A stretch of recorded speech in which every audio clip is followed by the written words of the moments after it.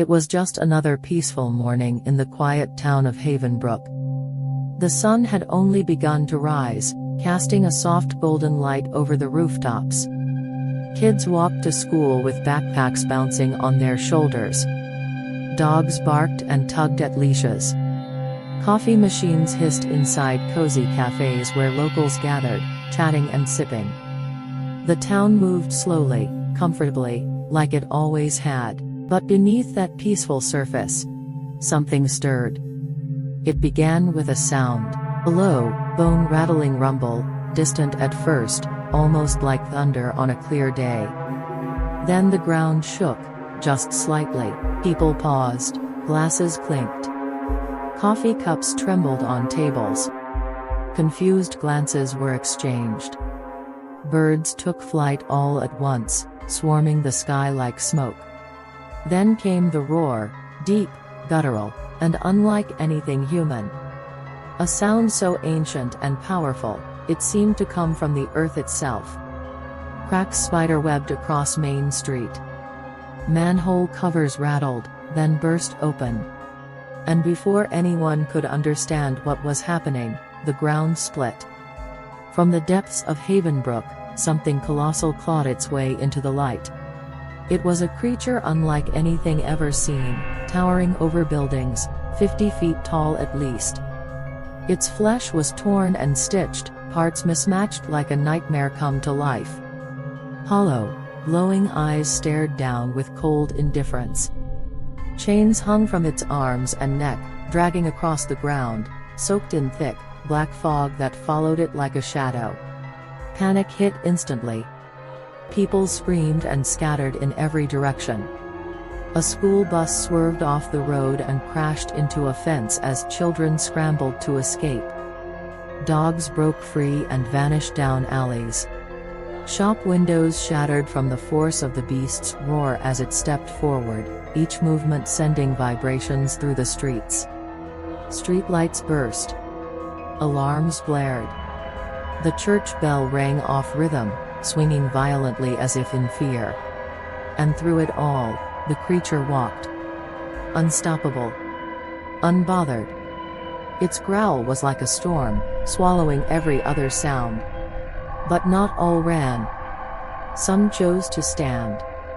A group of townsfolk, firefighters, hunters, and veterans, grabbed what they could.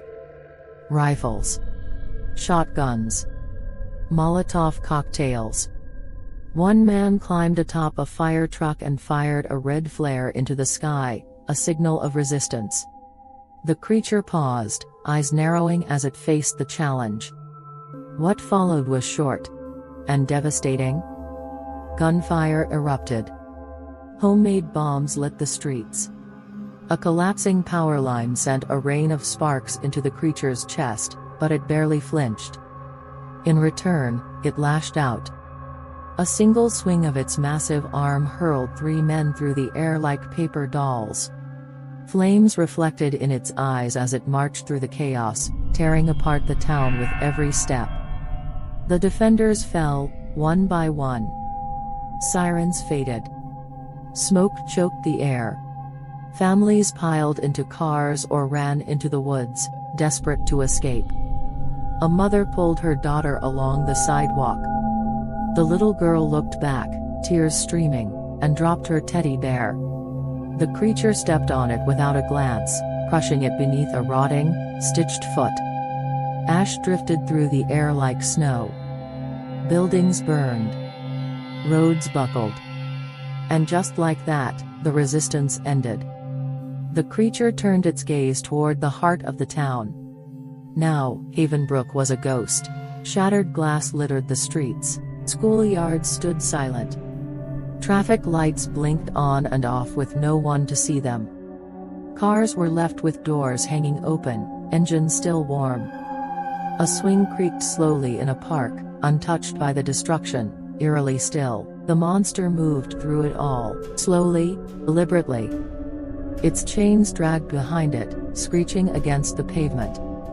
Every now and then, it stopped and let out another thunderous roar, not in anger, but in domination. As if to remind the town who ruled now. Its massive shadow passed over a crooked wooden sign at the town's edge. It once read "Welcome to Havenbrook," but now it was splattered with blood, hanging from one nail, creaking in the wind.